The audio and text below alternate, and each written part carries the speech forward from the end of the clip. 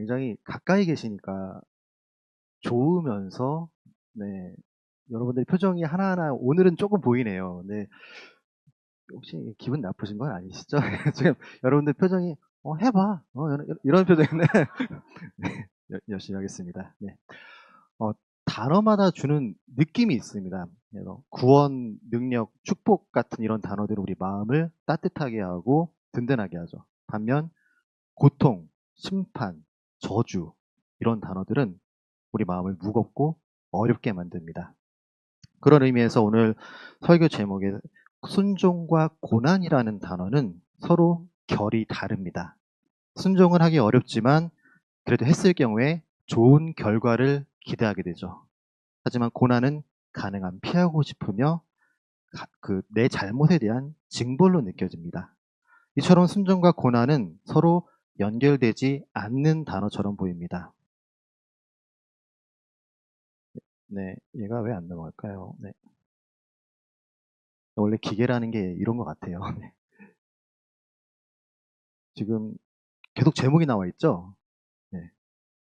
원래 기계는 때려야 되는데. 네. 나왔죠? 네. 아, 제 설교 PPT를 네. 네, 됐습니다. 그런데 만약 순종했는데도 고난이 찾아오면 어떻게 해야 될까요? 착하게 하라는 거 다 하면서 말을 잘 들었는데도 결과가 좋지 못하면 우리는 어떻게 해야 될까요? 도저히 이유를 모르겠고 까닭없이 찾아온 고난을 우리는 어떻게 받아들여야 할까요?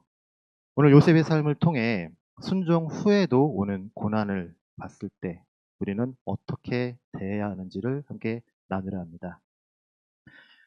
첫 번째, 순종 후에 오는 고난에 이유를 찾지 마세요. 요셉의 일생을 보면은 그가 고난받는 이유를 찾을 수가 없습니다. 아담은 선악과를 먹었고 모세는 바위를 쳐서 물을 냈으며 다윗은 밧세바를 범했다라는 과오가 있지만 요셉의 삶을 가만히 들여다보면 요셉에게는 불순종이나 회개가 어울리지 않는 굉장히 열심히 착한 인생을 살았습니다. 물론 요셉이 눈치가 좀 없어서 톡톡 나서기는 했습니다. 늦둥이라서 아버지에게 매우 큰 사랑을 받았고 형들과 다르게 자기는 채색 옷을 입었죠. 온 식구들이 자신을 섬기는 꿈을 꾸기는 했지만 그게 요셉이 자처한 것도 아니었고요. 또한 그러한 일들이 노예로 팔려갈 만큼의 큰 잘못도 아니죠. 어느 날 아버지가 요셉에게 말합니다. 너의 형들이 양떼를 치러 멀리 떠났는데 그들이 잘 있는지 보고 와라. 아버지의 명령에 따라 요셉은 집을 나섭니다. 세겜에 도착했지만 형들이 없네요. 주변에 물어 더 멀리 있는 도단에 도착합니다. 우리로 따지면 이 거리는 우리 교회에서 전주까지의 거리입니다. 그 거리를 몇 날 며칠이 걸려 걸어갔어요. 만약 요셉이 말 안 듣고 뺀질뺀질한 아이였다면은 그냥 바로 세겜에서 형들이 없을 때 바로 돌아가서 아버지 제가 세겜에 갔는데요. 형들이 거기 없더라고요. 라고 말해도 됩니다. 하지만 요셉은 형들을 보고 오라는 그 아버지의 명령을 지키기 위해 거기에 순종하기 위해 훨씬 더 먼 길을 떠나는 거죠. 그곳에서 형들을 만났는데 이게 웬걸? 형들이 자기를 노예로 팔아버립니다. 아버지의 말씀에 순종했는데 결과가 이렇게 나오다뇨. 그리고 다른 사람도 아닌 자기의 친형들이 자기를 노예로 팔아버리다뇨. 그가 느낀 인간적인 배신감과 외로움은 말로 다 표현하지 못할 겁니다. 노예로 팔려간 요셉은 보디발 장군의 눈에 띄어 가정 총무로, 가정 집사로 간택됩니다. 요셉은 그곳에서 성실하게 일합니다. 주인의 명에 따라 충성스럽게 일합니다. 그런데 어느 날 보디발 장군의 아내가 요셉을 유혹하죠. 이때 요셉은 당당하게 말합니다. 나의 주인인 보디발 장군이 나에게 모든 권한을 주셨습니다. 당신만 제외하고요. 그런데 내가 당신과 동침하다니요. 나는 하나님을 하나님 앞에 죄를 지을 수 없습니다. 요셉은 주인에 대한 충성과 함께 하나님에 대한 신앙도 고백합니다. 신념으로 가득 차 있는 요셉의 모습이 얼마나 멋있나요? 그런데 결과는요. 거부당한 여자의 한 맺힌 안가품으로 인해 억울하게 옥살이를 합니다.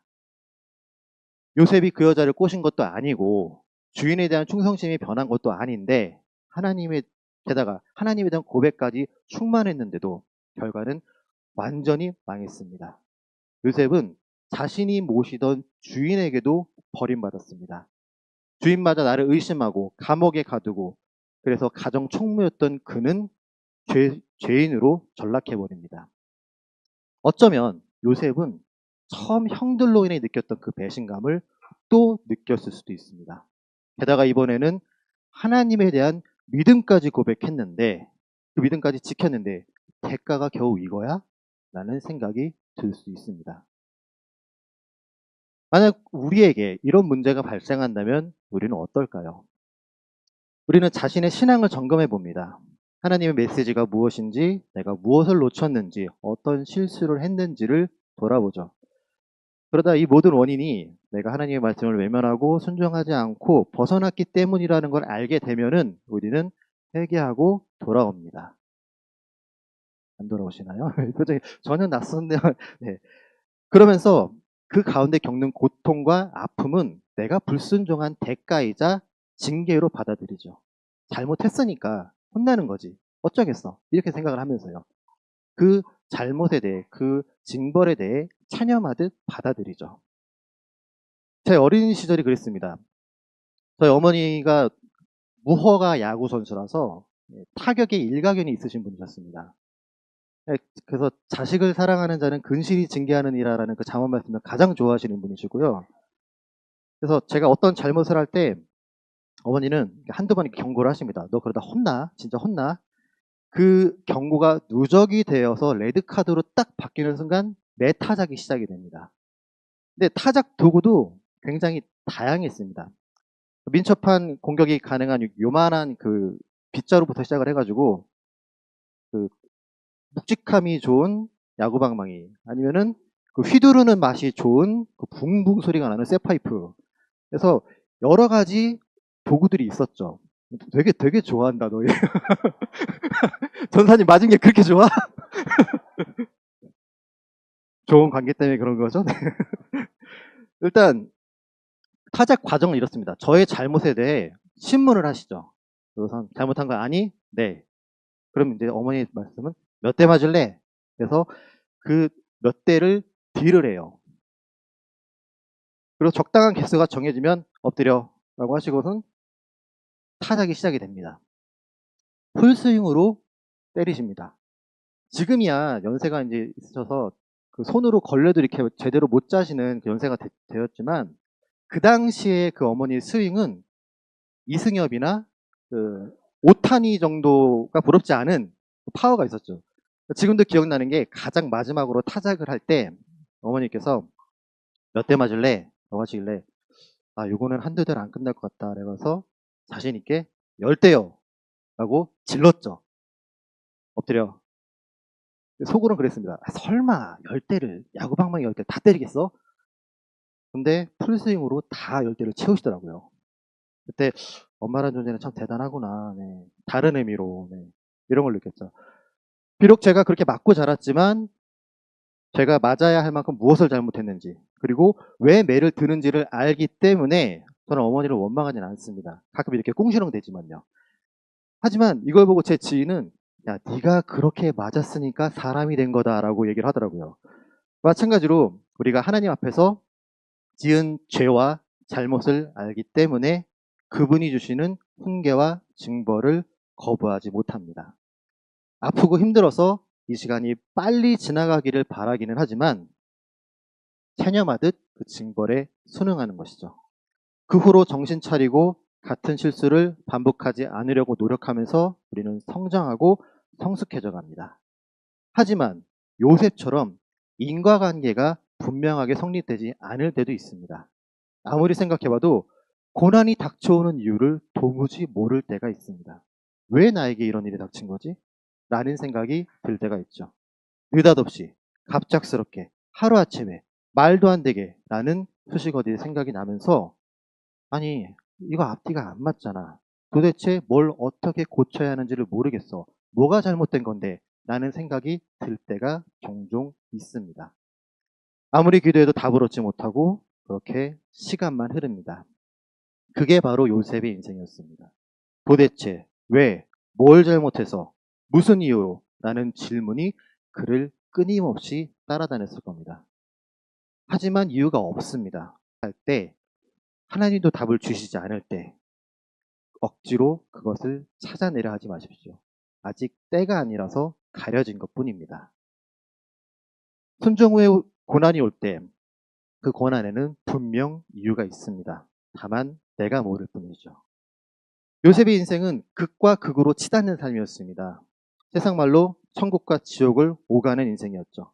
고난으로 인해 그의 신분이 하늘에서 땅으로 떨어집니다. 아버지로부터 사랑을 독차지하던 귀한 아들이 지금 노예라는 신분으로 전락해버립니다. 노예에서 가정 총무가 됐지만 또다시 죄인으로 떨어집니다. 그러나 그가 노예된 것은 철저하게 하나님의 계획이었습니다. 오늘 본문은 하나님께서 아브라함과 맺으신 언약을 위해 요셉을 미리 그곳에 보내셨다고 합니다. 형들을 보고 오라는 그 아버지의 명령, 요셉을 향한 형들의 시기, 마침 그곳을 지나가는 상인들까지 모두 다 요셉을 위해 준비되었다는 거죠. 어쩌다 우연히 얻어 걸린 게 아니라 모든 과정이 하나님의 계획 아래 진행된 겁니다. 그래서 하나님은 당신의 계획에 따라 노예가 된 요셉을 버려두지 않으시고 함께 하십니다. 바로의 신하 친위 대장 애굽 사람 보디발이 요셉을 산이라 여호와께서 요셉과 함께 하심으로 형들에게 버림받고 노예로 팔려간 신세가 불쌍해서 하나님이 요셉과 함께 하신 게 아닙니다. 보디발 밑에서 성실하게 일하면서 요셉이 하나님을 전하고 영광을 돌렸기 때문에 하나님이 그에 대한 축복으로 함께 하신 것도 아니고요. 그저 하나님의 계획대로 요셉을 애굽에 보내셨기 때문에 그분이 요셉과 함께 하신 겁니다. 내가 널 버리지 않는다는 그분이 요셉과 함께 하신다는 것이죠. 그분의 계획은 여기서 끝나지 않고 감옥에 있는 요셉을 향해서도 계속해서 이어가죠. 요셉이 옥에 갇혔으나 여호와께서 요셉과 함께 하시고, 누명을 쓴 요셉이 불쌍해서 하나님이 함께 하신 게 아닙니다.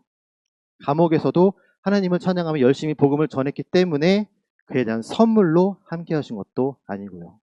당신이 계획하신 바를 이루기 위해 지금 요셉을 감옥에 보내셨고 그에 대한 약속으로 요셉과 함께 하신 것입니다.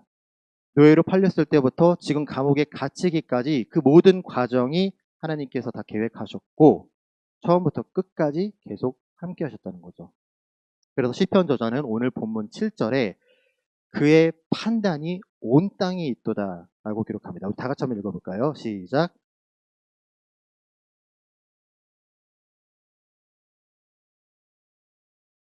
아멘.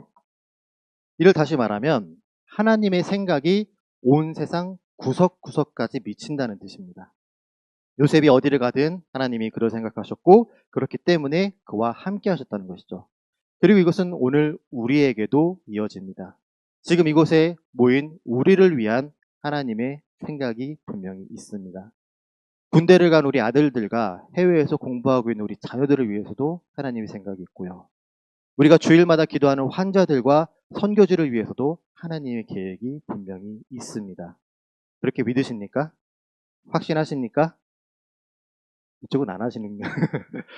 그런데 중요한 건 정작 우리가 그 계획을 온전하게 깨닫지 못한다는 거죠. 가끔 하나님이 요만큼 보여주실 때도 있지만 우리가 전체를 다 보지는 못하고 날 향한 그분의 계획을 완벽하게 이해하지 못합니다. 애초에 우리가 그렇게 만들어졌으니까요. 하나님이 모든 것을 지으셨습니다. 그리고 사람들에게 천국을 사모하는 마음을 주셨죠. 하지만 하나님이 하시는 일의 시종을 사람으로 측량할 수 없게 하셨습니다. 왜 이런 문제가 생기는지, 왜 내 예상과 다르게 흘러가는지 오직 하나님만이 아십니다. 그래서 첫 부분에 도무지 원인을 모를 때 굳이 알려고 하지 말라고 말씀드린 겁니다. 창조주 하나님이 하시는 일을 피조물인 우리가 결코 알 수 없으니까요. 오히려 우리에게 필요한 것은 하나님이 하시는 모든 일이 완벽하다는 믿음입니다. 다시 말해 하나님의 계획에는 빈틈이 없으며 결코 우연이 아니라는 확신이죠. 하나부터 열까지를 준비할 때 우리는 때때로 듬성듬성 빼먹기도 합니다. 기억하지 못하고 시간에 쫓기며 실수를 하기에 그냥 넘어가는 거죠. 그러나 하나님은 다 기억하시고 차근차근 빠짐없이 완벽하게 진행시키십니다. 우리가 이유가 없다고 생각하는 그 문제들조차도 하나님께서는 이유가 있으니까 진행시키시는 거죠. 요셉과 함께 하신 하나님의 계획이 완벽하다는 증거는 요셉이 갇힌 장소에서 드러납니다. 다 같이 읽겠습니다. 시작. 이에 요셉의 주인이 그를 잡아 옥에 가두니 그 옥은 왕의 죄수를 가두는 곳이었더라. 요셉이 갇힌 감옥은 왕의 죄수를 가두는 곳입니다. 그래서 바로 왕의 술과 떡을 맡은 그 수행 비서들이 그곳에 갇힌 것이죠. 하지만 요셉은 보디발 장군의 아내 때문에 이곳에 갇힌 것이지 바로 왕에게 뭔가를 잘못해서 이곳에 갇힌 게 아닙니다. 그렇다면 이것은 그를 여기에 가둔 보디발 장군의 직권남용이죠. 왕의 죄수를 가두는 곳에 일반인 죄수가 들어가 있으니까요. 이런 미스매치를 어떻게 이해해야 할까요? 인간적인 시선으로 분명히 이것은 미스매치이자 우연입니다. 하지만 하나님의 관점에선 이 모든 게 다 그분의 계획대로입니다. 훗날 바로왕의 꿈을 해석하려면 지금 이곳에서 바로왕의 비서들의 꿈을 먼저 해석해야만 하니까요. 그래서 우리는 이렇게 정리해 볼 수 있습니다. 요셉이 집을 나서지 않았다면 형들에 의해 노예로 팔리지 않았을 겁니다. 요셉이 노예로 팔리지 않았다면 보디발 장군을 만날 일도 없고요. 그가 왕의 감옥에 가지 않았다면 바로왕의 수행 비서들의 꿈을 해석해주지 못했을 겁니다. 요셉이 그러한 꿈을 해석해주지 않았다면 2년 후에 바로왕을 만날 기회도 없었겠죠. 요셉이 바로왕에 의해 애굽의 총리가 되지 못했다면 네, 총리가 되지 못했다면 훗날 자신의 아버지와 형제들을 만나지 못했을 겁니다. 그들이 애굽에서 기근을 피하지 못했다면 하나님이 아브라함과 맺은 언약 자체도 그렇게 사라졌을 겁니다. 1이 없다면 2가 없고 2가 없다면 3이 없으며 3이 없다면 4, 5, 6도 없습니다. 우리 인생도 1번부터 순차적으로 하나하나 진행됩니다. 여러분의 2번은 3번을 준비하기 위한 과정이니까 믿음을 가지세요. 내가 만약 4번에서 너무 오래 머무는 것 같다면 5번을 더 잘하기 위함이니까 조금만 더 견뎌보시고요. 만약 6번에 왔는데 7번이 보이지 않는다 하더라도 불안해하지 마세요. 하나님께서는 여러분을 위해 8번, 9번, 10번도 이미 준비해 놓으셨으니까요. 요셉과 함께 하신 하나님이 분명 우리와도 함께 하십니다. 순종 후에 고난이 와도 마지막으로 죽게 하듯 해야 합니다. 요셉의 이야기 중에 좀 석연찮은 부분이 있습니다. 애굽 사람인 보디발과 간수장이 요셉과 함께 하시는 하나님을 먼저 알아봤다는 거죠. 그의 주인이 여호와께서 그와 함께 하심을 보며 또 여호와께서 그의 범사에 형통하게 하심을 보았더라. 하나님이 천사를 보내 요셉의 뒤에 경호원처럼 든든하게 지키게 하신 것도 아니고 다른 어떤 기적을 보여주신 게 아니라면 이 본문에서처럼 과연 그들이 어떻게 요셉과 함께하는 하나님을 알아볼 수 있었을까요? 게다가 보디발이 요셉을 처음 만났을 때 요셉은 노예였고 간수장이 요셉을 처음 만났을 때 요셉은 죄인이었습니다. 노예와 죄수의 신분으로 범사에 형통하다는 건 어떤 의미일까요? 이에 대한 성경에 다른 기록이 없기 때문에 여기에서 약간의 상상력이 필요합니다. 살다 보면 가끔씩 밑도 끝도 없이 편안한 분들을 만날 수가 있습니다. 그분들 얘기를 이렇게 듣다 보면은 걱정거리가 분명 한아름인데 어떻게 저럴 수 있지라고 생각할 만큼 신기할 만큼 편안해합니다.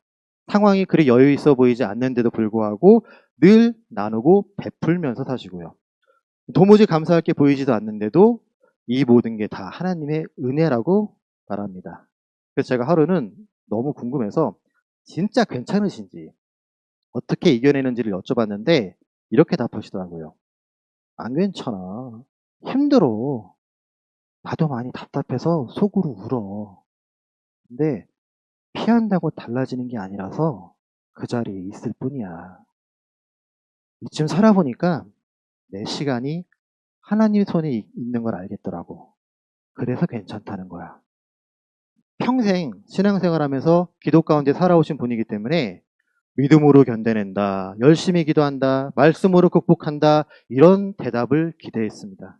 하지만 그 인간 내면의 솔직한 대답은 전혀 다른 것이었죠. 매 순간순간 힘들다. 고난과 역경이 날 피해가지도 않는다. 그냥 오는 대로 당한다.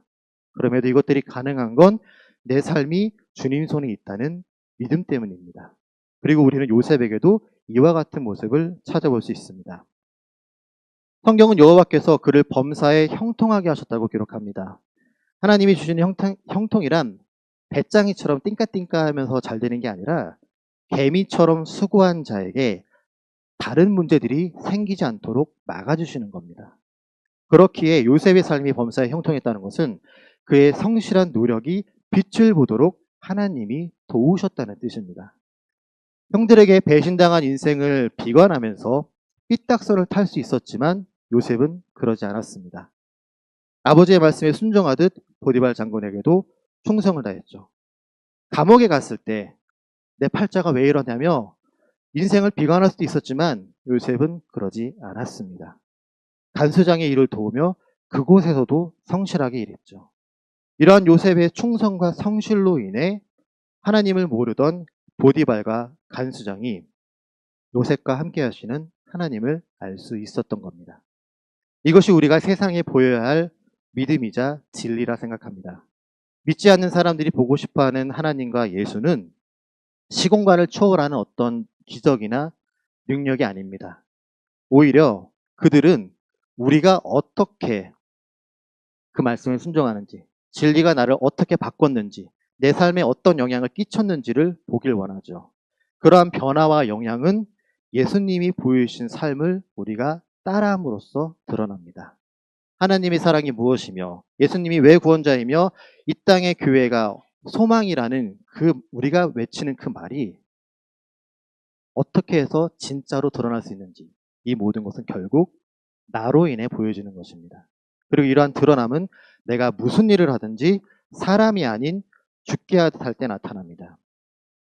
가정에서, 학교에서, 직장에서, 마트에서, 길거리에서, 운전할 때, 일할 때, 사람들과 어울릴 때 나는 세상 사람들에게 크리스천과 교회의 모습을 대변하는 사람입니다. 그렇기에 골로새서의 말씀처럼 무슨 일을 하든지 마음을 다하여 죽게 하듯 한다면 세상은 우리의 형통함으로 하나님을 볼 것입니다. 보디발과 간수장이 요셉을 통해 하나님을 본 것처럼요. 우리 하나비전의 교회 식구들이 그런 삶을 사시기를 소망합니다. 하나님은 순종하는 자를 칭찬하시고 불순종하는 자를 징계하십니다. 하지만 우리가 나눈 것처럼 요셉의 인생을 봤을 때 순종하며 살더라도 예기치 못한 어려움을 겪을 때가 종종 옵니다. 순종 후에 고난이 오더라도 애써 이유를 찾으려 하지 마세요. 분명 지금 내가 깨닫고 이해할 수 없을 뿐이지 그곳에는 분명 하나님의 계획이 있습니다. 그러니 순종했는데도 고난을 당한다고 불평하는 게 아니라 지금 이 순간을 죽게 하듯 최선을 다해 살면 됩니다.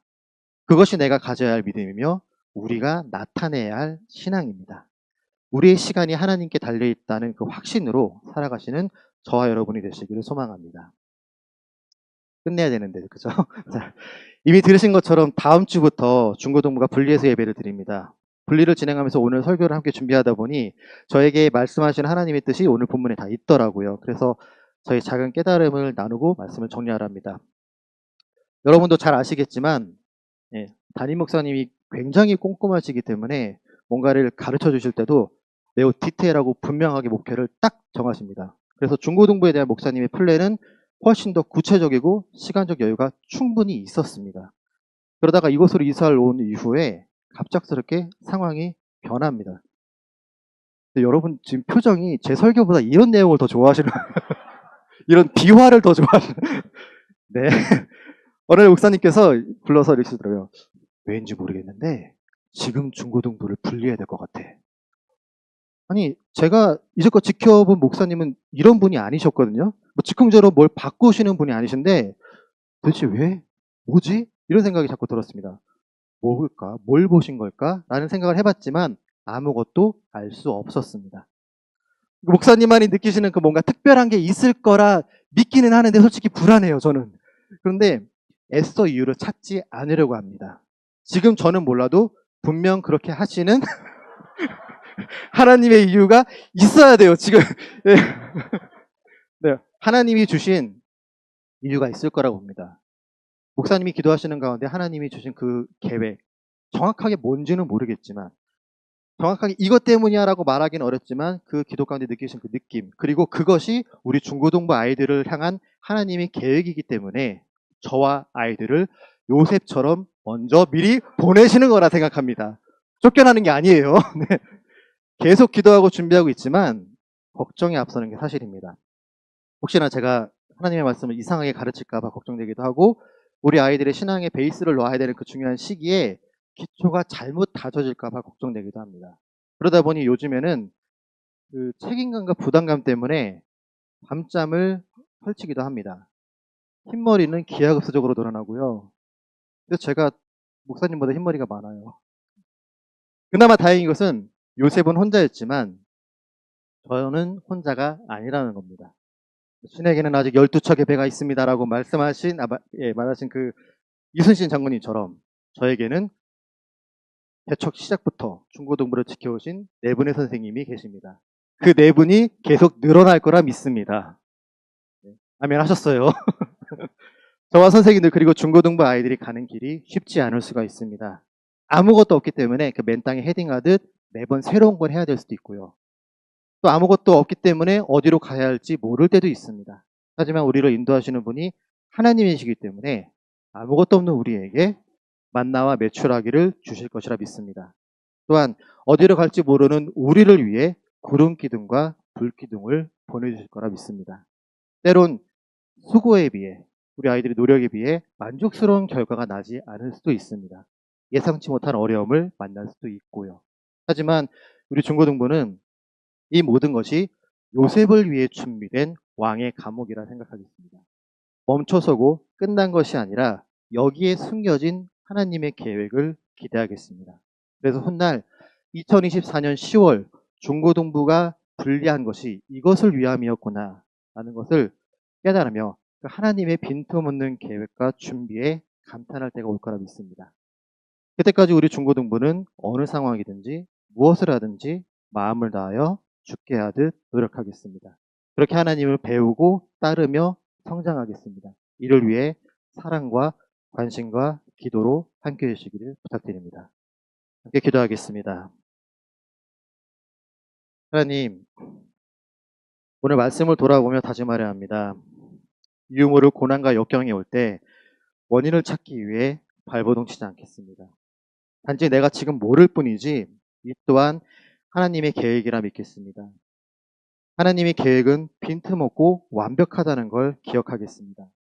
지금의 과정이 날 위해 준비하신 왕의 감옥이라 믿으며 모든 일을 죽게 하듯 성실하게 하겠습니다. 우리의 마음과 하나님을 향한 믿음을 지켜주시옵소서. 예수님의 이름으로 기도드립니다. 아멘.